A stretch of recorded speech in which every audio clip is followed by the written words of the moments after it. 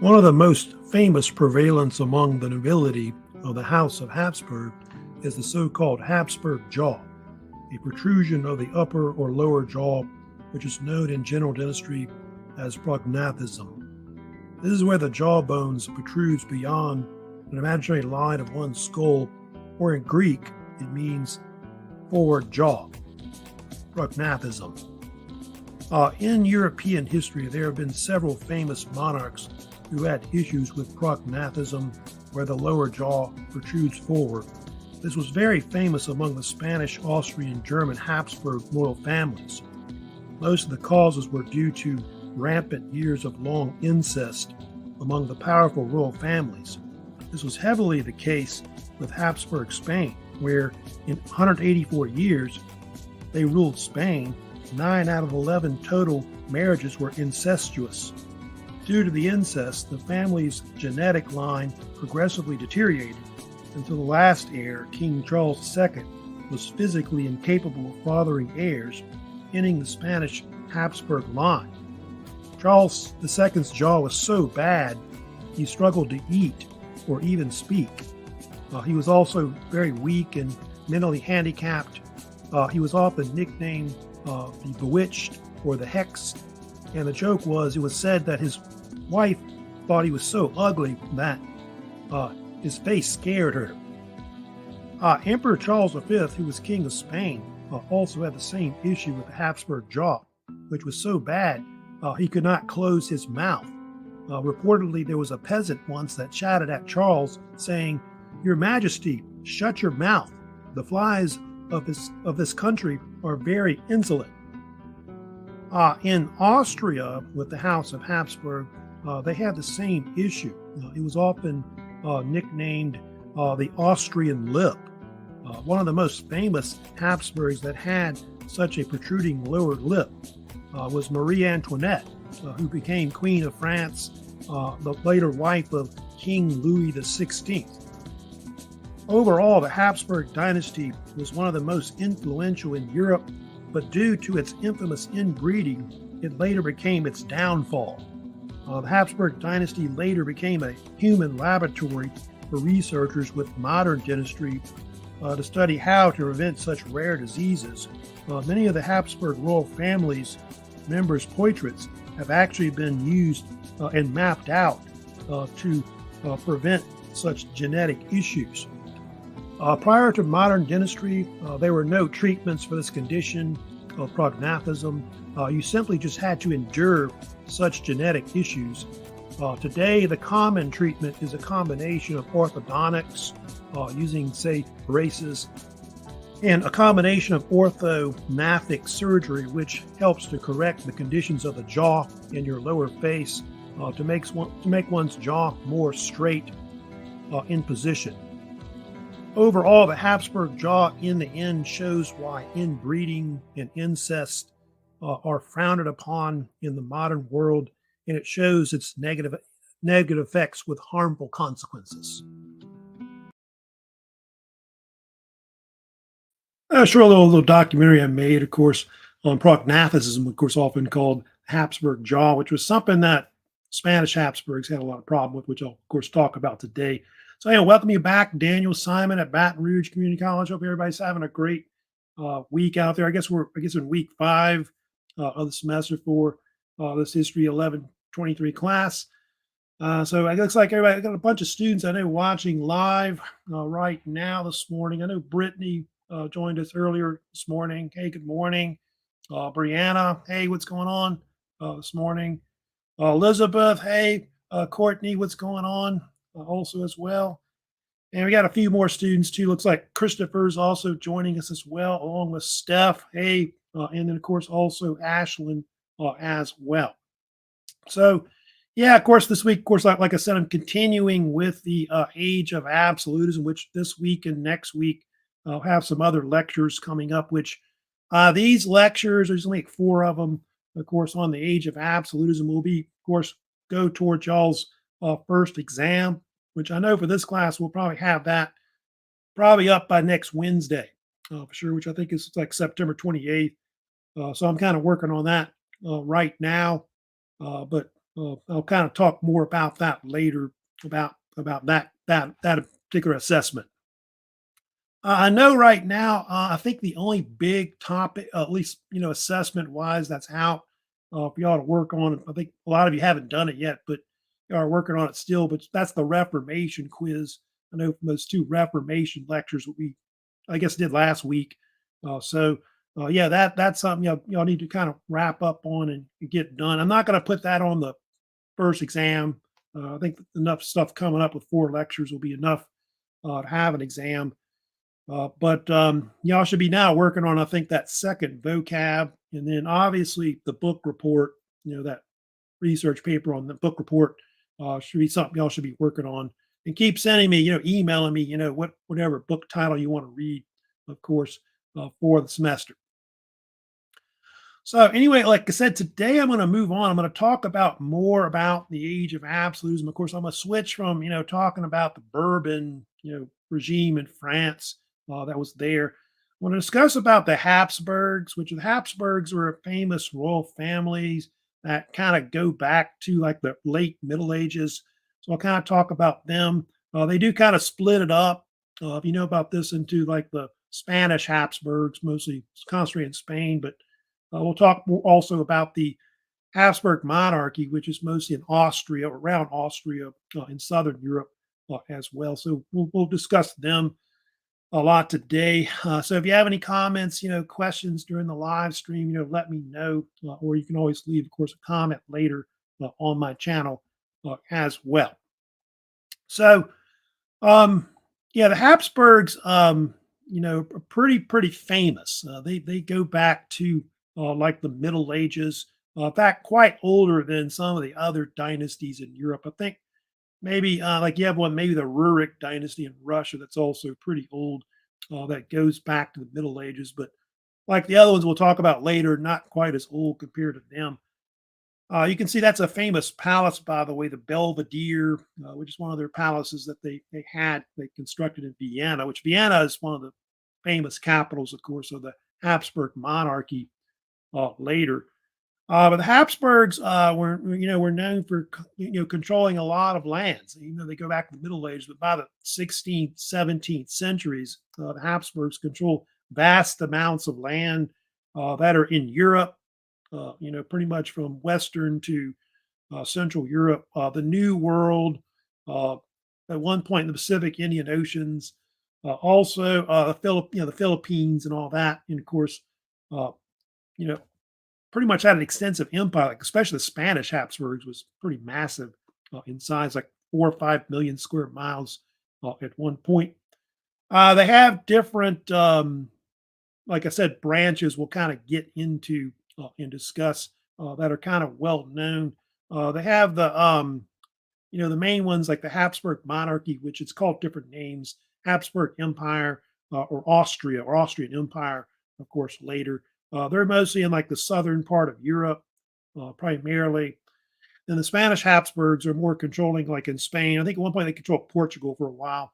Parts of Europe, like Italy, Netherlands, the New World, the Philippines, all those are areas that they control at one point. I think I've got some other images here, of course, of the Habsburgs. But the Habsburgs, they say the name Habsburg, it's spelled different ways. You'll see it spelled with a P, also Hap, like HAP, Habsburgs.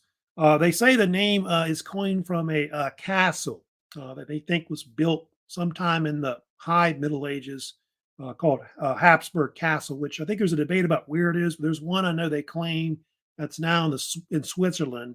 And so they think that's the origin of where the name originally came from. If you know about the Habsburgs, for a long time, they controlled the position of Holy Roman Emperor, like from the 14, I think 40s up to like 1806. Majority of the Holy Roman Emperors were from the House of Habsburg. I think it was a few, I think I want to say a little later, like I think it was the 1700s, I think it was, but I think, yes, 18th century, there was a few where they weren't. But most of them for 300-400 years, control that position for a long time. I've got a map kind of showing you here the kind of the dominions or domains, I guess, of where all the Habsburg lands were. At one point, they controlled. Yeah, they do kind of later kind of divide them into two kind of branches. Like in the red, you've got the kind of Spanish Habsburgs. They dub them later, which is kind of was considered a kind of like a senior branch, I think, at one point. And that one is famous for monarchs like Emperor Charles V, who was also the King of Spain. And then, of course, his son, Philip II, as well. And then you can see the other one, junior branch, they kind of separate, is the Austrian Habsburgs, if you want to call them that. Habsburg monarchy or Habsburg Empire. And yeah, mostly they're concentrated in Southern Europe, like Austria, Hungary, Transylvania, Bohemia, in Switzerland, I think at one point, Northern Italy, and parts of Germany.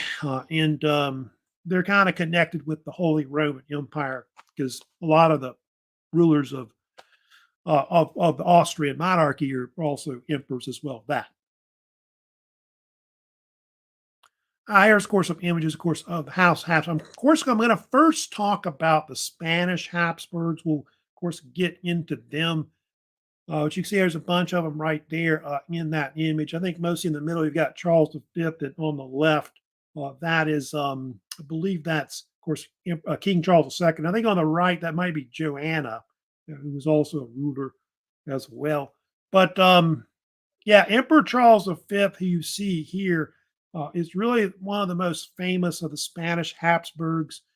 If you know much about him, he was a grandson of Ferdinand II of Aragon and Isabel I of Castile. Remember those two because we had talked about them before. Those two rulers, of course, had been involved in influencing Columbus's voyages to the Americas and all that. And they really consider him to be one of the greatest monarchs of the 16th century. At one point, his lands control so much that it's on like 5 continents. And um, well, I'll get to it later, but he's kind of known for that Habsburg jaw.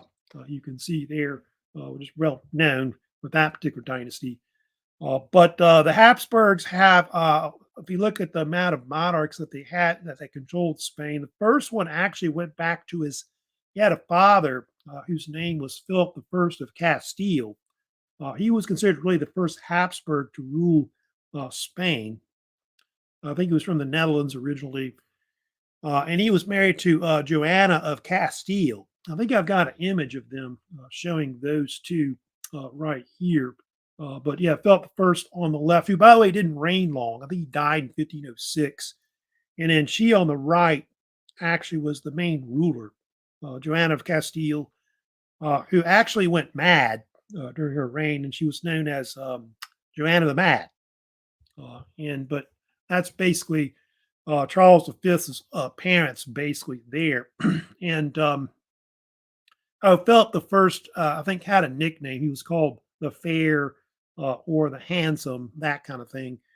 But they think that maybe is where the whole Habsburg jaw thing comes from. They think it was some kind of hereditary gene that was brought to Spain. They think it was a recessive gene that caused that prognathism. Of course, the so-called Habsburg jaw, of course, that will be later. Here's kind of an image of kind of a map of Charles V's, by the way, empire, which was, pretty massive at the time. His empire, he reigned over an area which was at one point, they think, something like 1.5 million square miles. Or if you want kilometers, it was 4 million square kilometers. It was considered probably the largest empire since Charlemagne, which goes back to like, close to 800 AD or CE.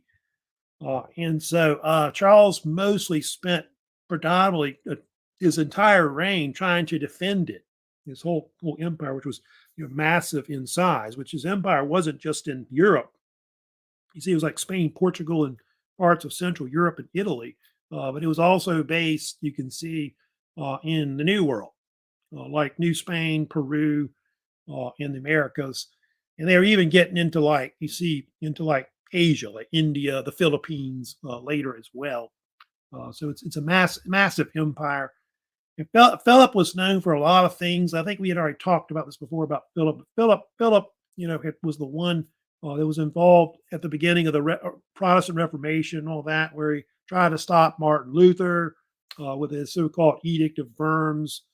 And then 1555, he was forced to create this peace of Augsburg, between uh, Catholics and Lutherans and all that. So he had to deal with a lot of those kind of religious problems throughout his country as well. And oh, and then also, I think he kind of caused uh, the whole English Reformation too, if you know that, because he refused to allow Henry VIII to divorce his first wife, Catherine of Aragon, who was related to Charles V and all that. And so, yeah, that's kind of issue with that. We go back up here to Charles V. Over time, he was forced to eventually step down. He actually abdicated his throne in 1556, and a lot of it was due to health issues, which were caused by prognathism, which I just talked about in that little short documentary, so-called Habsburg jaw, or sometimes called lip, which they think a lot, like I said, was caused from inbreeding of the Habsburg royal family. This is something that keeps being, brought down to, his son, grandson, great-grandson, great-grandson, until it kills the dynasty off, of course, long term with that. So kind of talking about that period of his reign, like Charles V. So he was really considered one of the greatest rulers at the time overall as that with that monarch. Here's another image, by the way, showing maybe a kind of a bigger one, showing like his vast lands to kind of give you an idea. But all those areas in green at one point they controlled. I think what later Portugal as well was controlled briefly by the Spanish also. So pretty massive in size overall. Now they got his son, who's also well known, which is King Philip II, who had a nickname. He was called the Prudent. And he reigned from 1556 to 1598.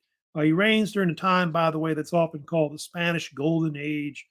Some people call it the Spanish Golden Century or something like that. It's got other names that it has.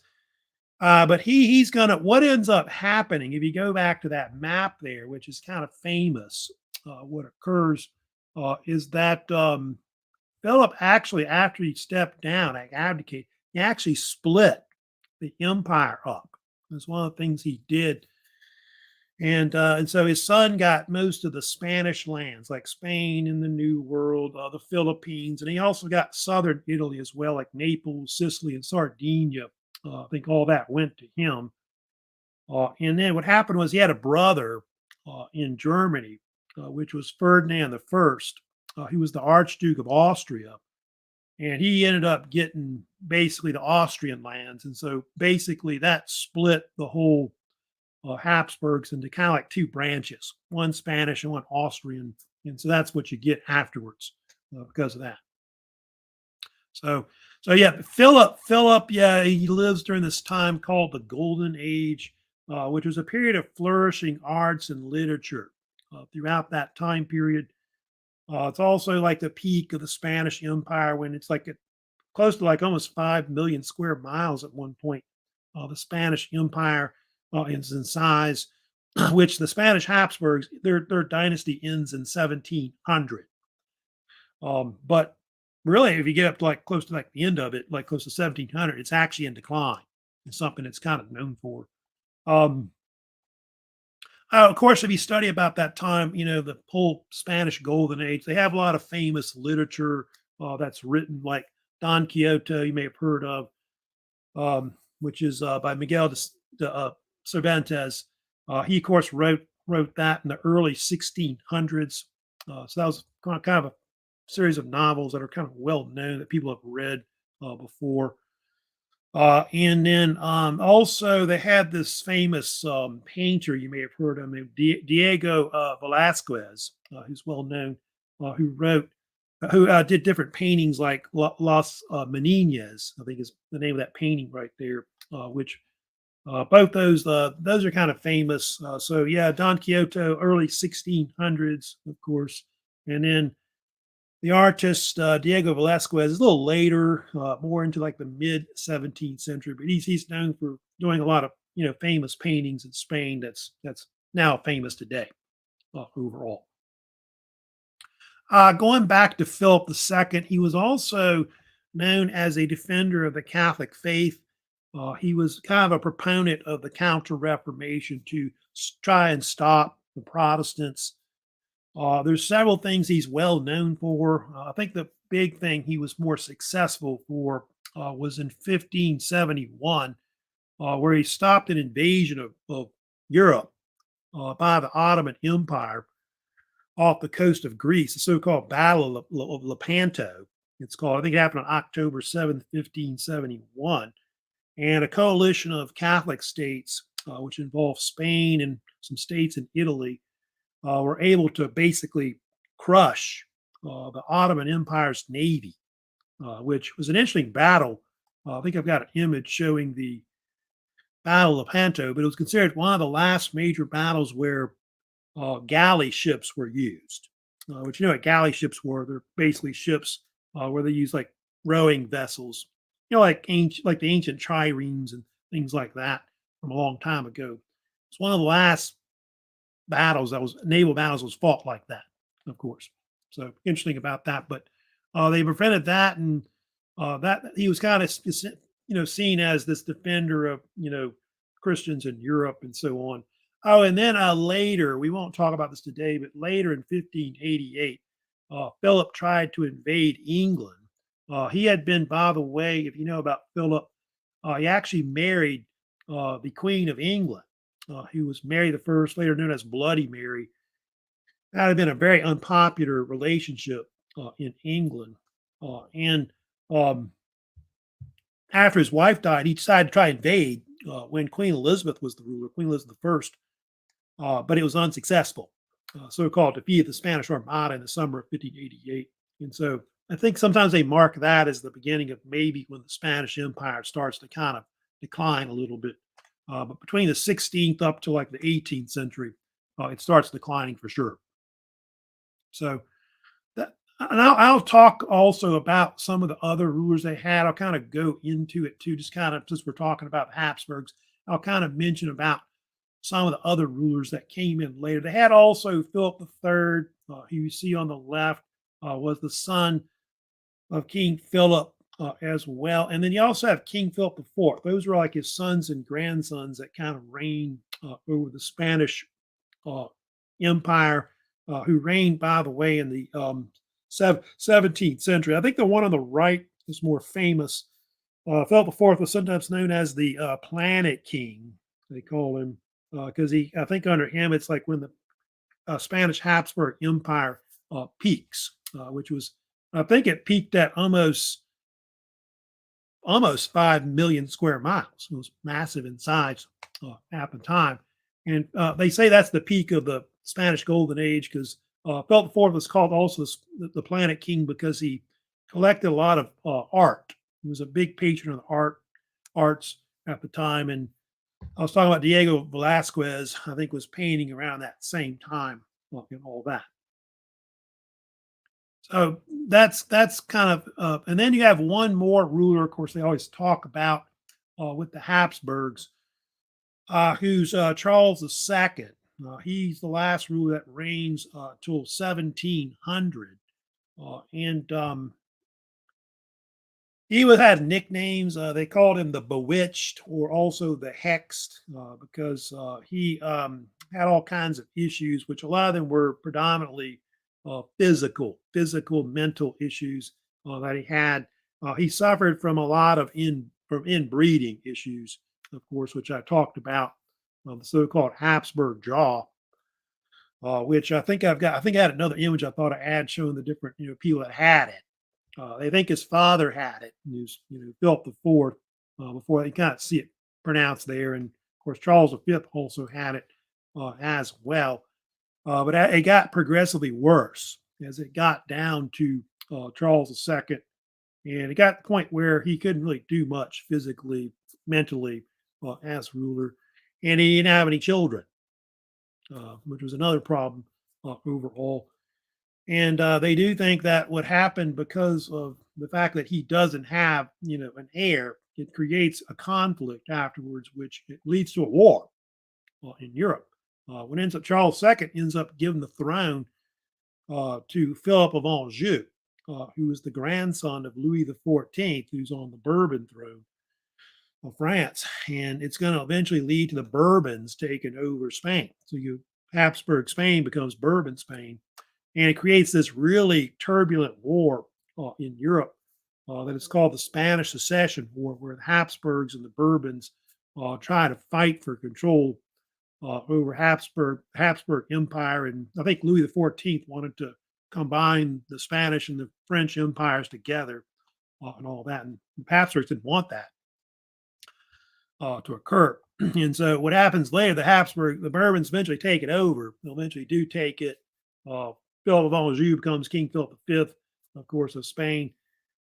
But it's like I think it keeps going. Like I think the actual empire of Bourbon Spain peaks at, like I said, close to 5 million or maybe just over 5 million square miles, which I think 1810 was the peak of it. And after this, after the Latin American revolutions, they lost all that territory later.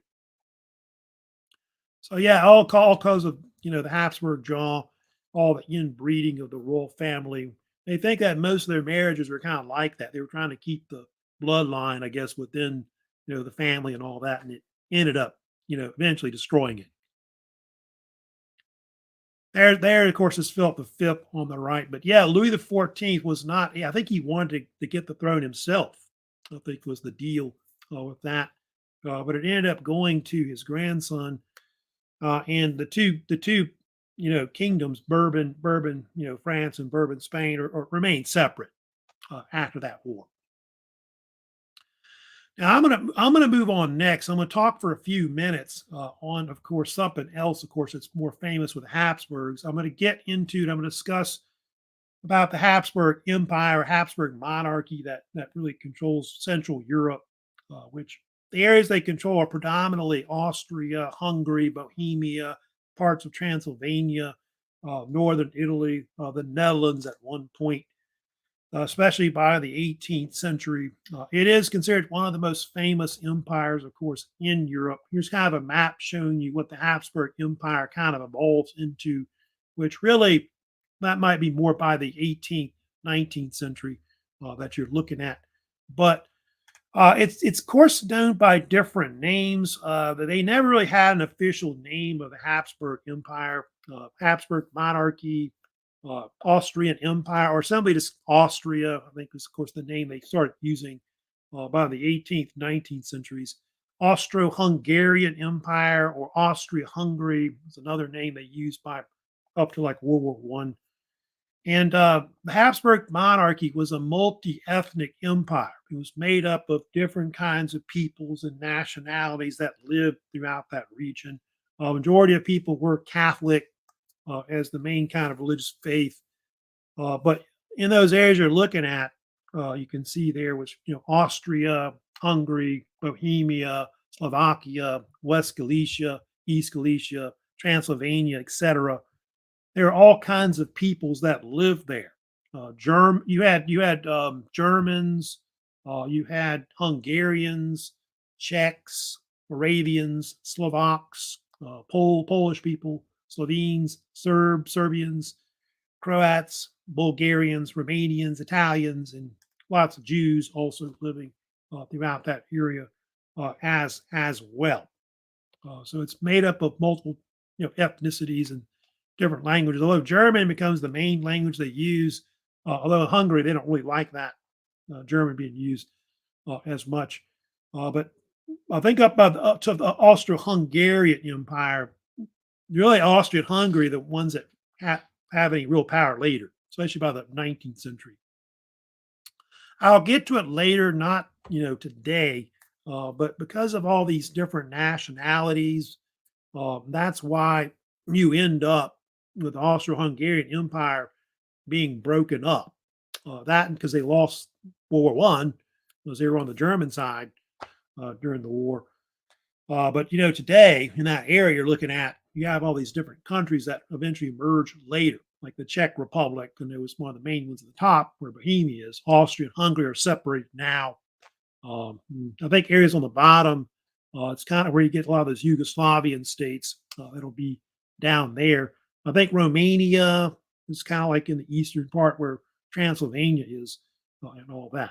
So kind of showing you those different areas of where about where it is. You can see that's about the peak population too. Maybe 50 million people may have been the peak population of the Austro-Hungarian Empire. I think that's on the eve of maybe World War One, like going to the early 20th century. That's kind of probably what it looks like later.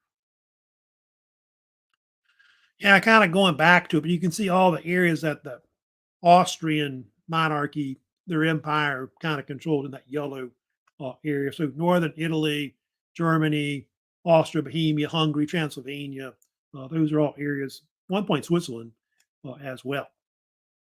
Now I'm going to talk about first one of the famous rulers that really is well known, like in the modern times, early modern times, which is Emperor Leopold I. They really consider him to be one of the greatest Habsburg rulers of the Habsburg monarchy in the 1600s or 17th century. He reigned 1658 to 1705 for a little bit over 46 years. He is one of the longest reigning of the, I guess, direct male descendants of the Habsburg monarchy. I think the only one that's longer than that is probably Franz Joseph I. He reigned later. I think they call it Habsburg Lorraine dynasty sometimes. One of the last rulers of the Austro-Hungarian Empire. But yeah, he is considered one of the greatest rulers. By that time, they'd already split. The Spanish Habsburgs are almost coming to an end at that point. He's the one that actually tries to stop it, with the War of the Spanish Secession, which breaks out in 1701. He even tried to put his own son on the Spanish throne, but failed.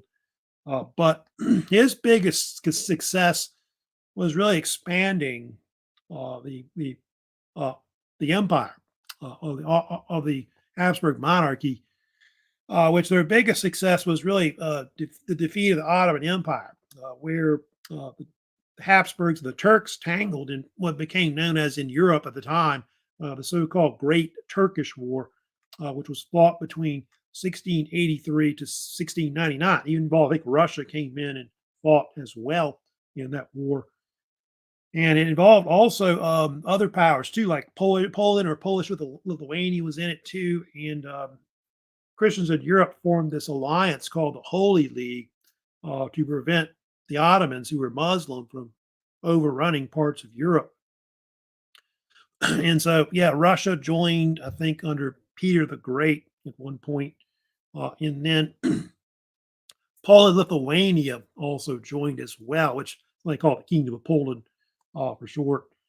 And at one point, the Turks actually, 1683, laid siege to Vienna. It was actually surrounded by their forces. And so the Holy League had to rally forces to try and, retake the city at that point. And the imperial forces were actually aided by the King of Poland. He was named Jan Sobieski, sometimes called Jan III or John III. And he was able to rally enough forces with cavalry to eventually help lift the siege of Vienna, which happened in September of 1683. And so after that, that became kind of an important, I think they marked that as one of the turning points really in Central Europe with the Turks, because the Ottoman Empire is going to start declining between the 17th and the 19th centuries. And yeah, the war marks the end of the Ottoman Empire. It starts kind of losing territory. Its control in Central Europe. So they'll still have parts of Eastern Europe and all that, like around Yugoslavia and around Greece, etc. But the Ottomans are later kind of marked in the 1800s as being the so-called sick man of Europe, I think as the Russians called them later. But what ends up happening, if you go back to that map I think I had earlier right here, the actual Ottoman Empire ends up with a lot of territory afterwards. So they end up with like parts of Hungary, parts of Transylvania as well. And I think also part of, I think it's called, I thought it was Slovenia or something like that is also taken as well afterwards in the so-called, I think it's called the Treaty of Karlowitz that ended the war and all that. And so that was considered to be kind of a turning point and I guess for the Habsburgs, they'll begin to expand their territory and the larger empire in Central Southern Europe. Let me get also, I'll kind of talk about it a little bit as well, but they also, the Habsburgs were known for constructing a lot of different palaces. Vienna becomes like the capital eventually of the Habsburg monarch, the Habsburg Empire. It's one of their central cities, which behind me, by the way, that's a kind of an image of Vienna. I think I want to say in the 18th century. And anyway, they're one of their main palaces. I'll kind of show you like two main palaces they have. It's kind of famous that they built. That's well known. One is the Schönbrunn Palace, which is one of their summer palaces that's kind of well known, which was built, I think, kind of between the 16th and the 17th centuries. And the name Schönbrunn means beautiful well or beautiful spring because of nearby artesian well where they got some of their water. And it's believed that this particular palace was originally not called Schönbrunn, it was called Katerberg because they think it was started out as some kind of hunting lodge or an early palace of one of the Holy Roman emperors named Emperor Maximilian II, who lived in the 1500s. But over time, this palace becomes massive in size. It eventually grew to a type of Rococo type late Baroque style palace, which had 1,441 rooms in it. And it was kind of constructed and built by multiple rulers. I think it was kind of like the facade on the outside was kind of revised over many years. I think they say that Empress Maria Theresa and also Emperor Franz Joseph did most of the remodeling of it on the outside and also on the interior of the palace. But in Vienna, it is considered a major tourist attraction. I know before COVID, around 8 million people would visit the Schönbrunn Palace. I think that's not quite as much compared to, say, the Palace of Versailles, which I think might be double that to kind of give you an idea of the popularity of some of these palaces overall. They are known for a lot of, if you look at, Schönbrunn, a lot of the other palaces, they have, of course, a lot of parks and gardens that were added into it. It is known for having sculpted formal gardens, which are called the Great Parterre, which were designed by this landscape architect named Jean Triet, who was actually a protege of Andre Lenotre, who had actually, been the landscape architect that had been at the Palace of Versailles in France. And so, obviously, this particular palace, was heavily influenced by what Louis XIV built in France. Also, if you know about Schönbrunn, it is famous for a zoo. They call it different names. The Tiergarten Schönbrunn, I think also just called Vienna Zoo as well, or Schönbrunn Zoo as well. And it was established in 1752, and it is considered, by the way, to be one of the oldest zoos in the world. I think it's famous for panda bears and other types of animals like koala bears and so on. But going back to the 18th, 19th century, it was kind of popular, of course, in Europe. So kind of showing an image there, of course, of that particular zoo. Here's another palace that they had as well that's called different names. These are called the Belvedere. And it's actually a palace complex that was built, I think it was built between the 17th and 18th centuries by this Habsburg nobleman named Prince Eugene of Savoy, who, by the way, was actually famous as a field marshal. He was a very famous general in Europe who fought in numerous wars. And he ended up, I think he built two palace complexes. One is called the Lower Belvedere, and the one you're looking at is the Upper Belvedere, which is famous. And I think later what happened to it, I believe, was that it was eventually Maria Theresa, we get to later, bought it, and it became kind of one of her residences. And I think Emperor Joseph II, a few others also lived there as well. And I think it was going to be supposed to be it was actually going to be the residence of Franz Ferdinand. You know about that, who was going to be the next ruler of the Austro-Hungarian Empire, but he got assassinated, if you know about that, in 1914. And I think now I think they're used as museums mostly, primarily. Now, later, what happened, they have some other rulers that are kind of famous of the Habsburgs. One you see there is Emperor Charles VI, who was one of the sons of Leopold. He had another brother who I think reigned briefly, Joseph the First, but he's only in power about 6 years because he died of smallpox. But he became more famous. If you know about Charles VI, he's the last direct male descendant of the Habsburgs. So some say that the male line or the main Habsburgs end in 1740 because of this, but it's continued kind of with his daughter, if you know about that, Maria Theresa, afterwards. And so he had this issue where he didn't have any male heirs that could take the throne. Issue is usually the term they use for an heir. He had only two daughters, Maria Theresa and Maria Anna. And so what happened was in 1713, he issued this thing called the Pragmatic Sanction, which you see there. And what the Pragmatic Sanction did was it basically said that the Habsburg monarchy's lands and all that could be inherited by a female. That way, I guess, wouldn't be carved up by other powers or whatever, or other nobility. And so Maria Theresa, you see on the left, would come in and she would, take over. And she, by the way, is the only female ruler of the Habsburg monarchy that they have. She is considered, by the way, one of the greatest female rulers in modern Europe. She's kind of up there with, Queen Elizabeth I, or maybe, you, of course, may have heard of also Empress Elizabeth in Russia, and then also later Catherine the Great as well of Russia. And she had multiple titles. She was the Archduchess of Austria. She was the Queen of Bohemia, the Queen of Hungary, etc.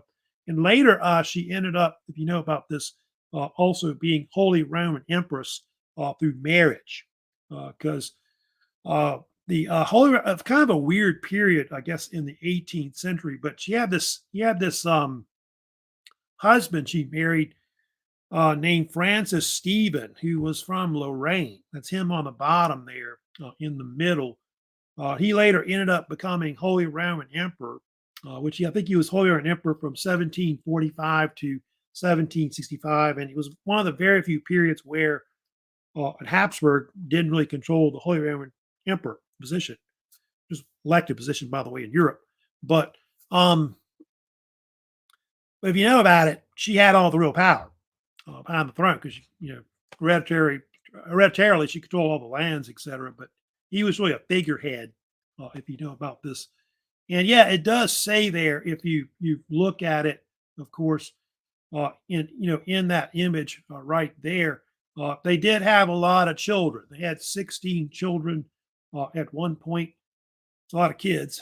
A lot of children would die back then, by the way, with that. But yeah, they would actually create a new dynasty later. They usually dub it the Habsburg Lorraine dynasty, which kind of continues afterwards until World War One. 11 girls, 5 boys. Some of these rulers would be famous later that are well known. Like some of her famous children would be Emperor Joseph II, who I'll probably talk about the most, who was a ruler and also Holy Roman Emperor as well after his father, Francis I, died. He was Holy Roman Emperor from 1765 to 1790. He had a brother named Emperor Leopold II, who reigned briefly from 1790 to 92. And then don't forget about Marie Antoinette. That was their sister as well, who was later the Queen of France. Talk about Maria Theresa. She's known for a lot of different things. She was seen as this enlightened despot, or they call it sometimes enlightened absolutist. These were monarchs in Europe around the 18th century that started doing reforms to their state, trying to modernize the state and even trying to do things to help out their own people rather than making it more about themselves in the state. And her reforms are a lot of things. She did a lot of things. If you study about Maria Theresa, she centralized the Habsburg power. It's one of the things like based in Vienna. They began to modernize their empire. They'll do more of that by the 19th century, of course. Um, she adopted the German language, which you'll see later is not very popular with the Hungarians who have their own language, that kind of thing. That's things that she did do. They modernized the military. She had a council of state that advised her on matters of ruling. She revamped the educational system also in the empire. She even had her own civil law code system she developed.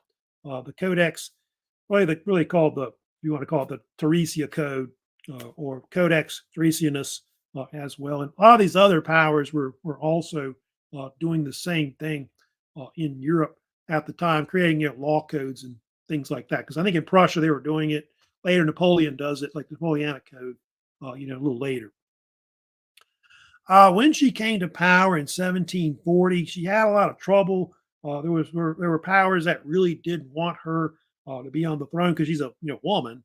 And anyway, they had this deal into the north in Prussia. We'll talk about Prussia next week, but Prussia was ruled by this king named Frederick the Great, and he was kind of a major rival to her. In fact, he was a threat to her empire, like in the northern areas of it. And it sparked a series of wars that became known as the War of the Austrian Secession in Europe from 1740 to 48. And Prussia fought them in what they call the Silesian Wars, where they fought over a territory you see on the bottom right there, which is called Silesia, which was actually part of the Holy Roman Empire. And he basically swooped in there and stole it from her. And he'll also take Saxony as well. So he starts gobbling territory from Holy Roman Empire, and he's going to form the Prussian state out of it over time, Frederick the Great. But those two did not like each other. Frederick, I think, at one point actually had this idea to marry her, but she hated him, and I think there was a case where I think she told one of her advisors something like that, saying that evil man, he couldn't stand him, and all that. But they'll get involved in a lot of wars, or even involved in war, like the 7 Years' War. Austria and Prussia, they kind of fight each other for a bunch of years.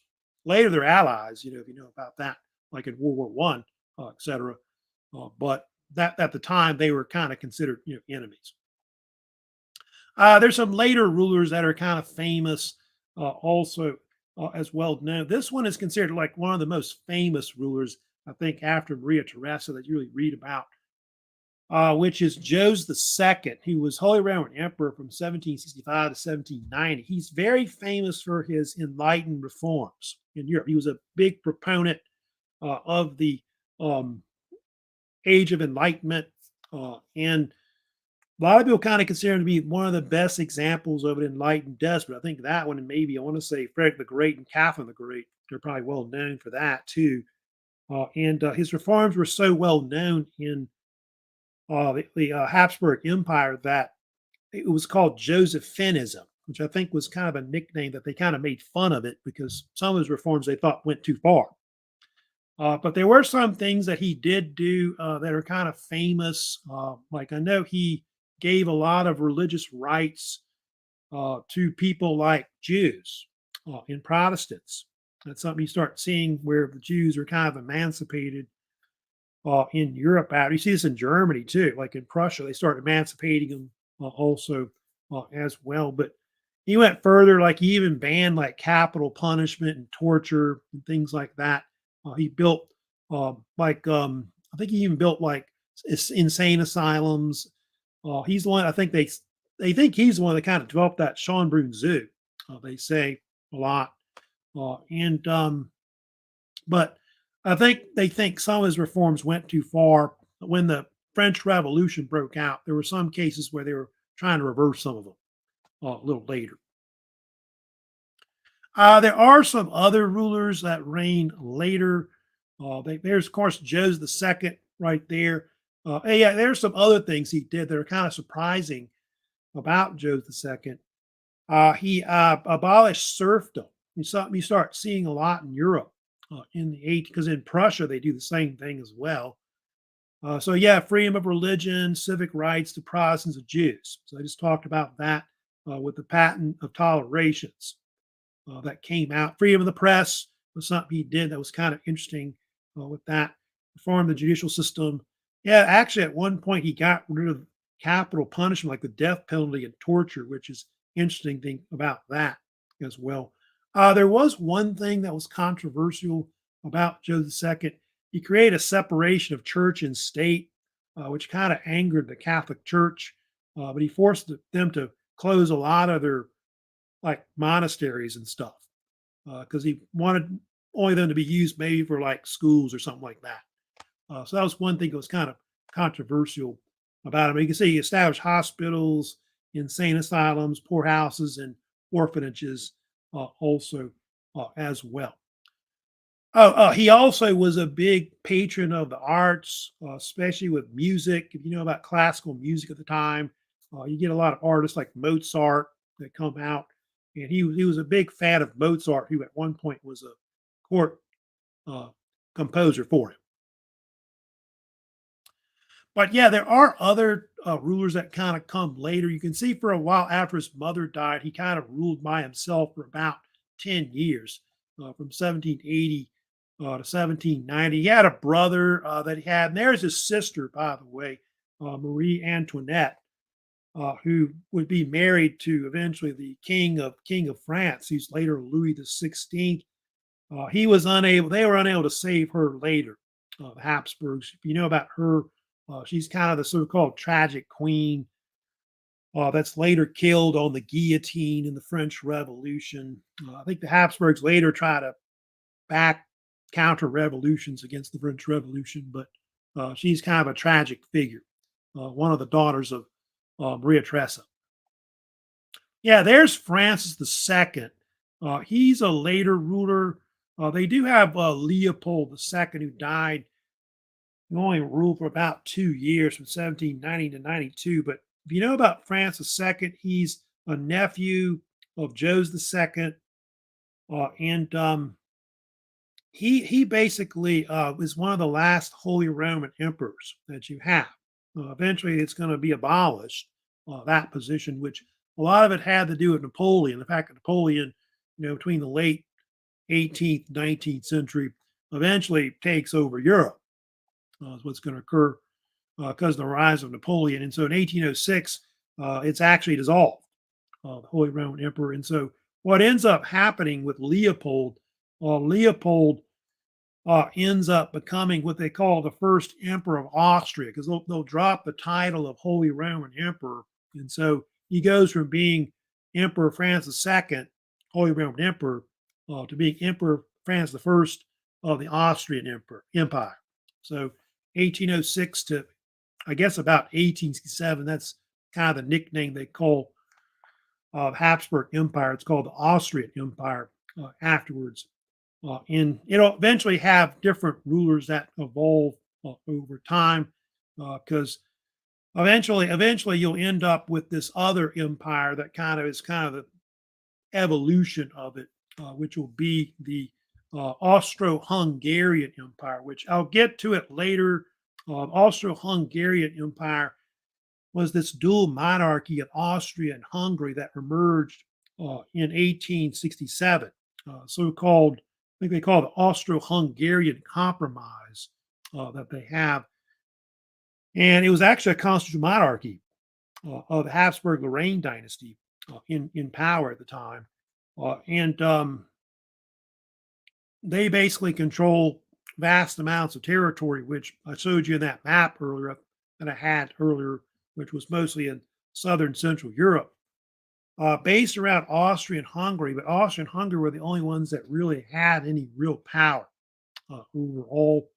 They even had their own separate parliaments. Like Austria had a parliament, Hungary had a parliament, but they're they had a combined army that they had overall.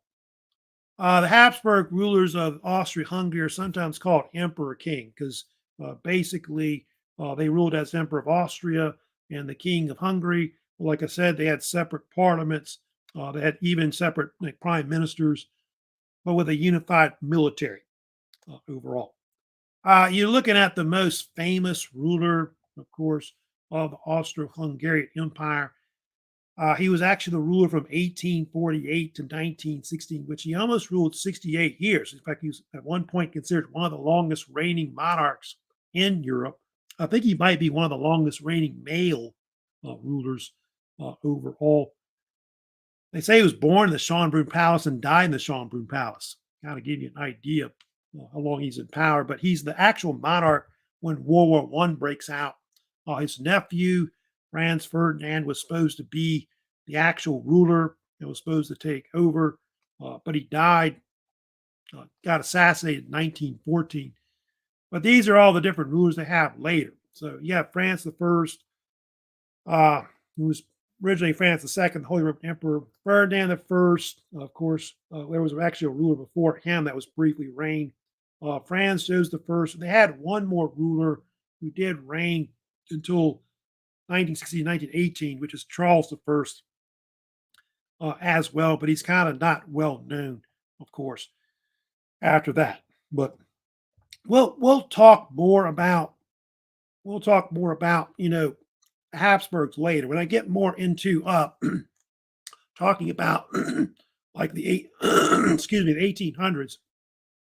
I'll kind of get later into that. I'll kind of talk more about the rise of the Austro-Hungarian Empire that they have, and we'll also talk about the rivalry between Germany and Austria-Hungary because that really, if you know about it, leads into why Germany forms. Germany is going to break away from really the central southern part of Europe. They'll kind of separate those two, of course.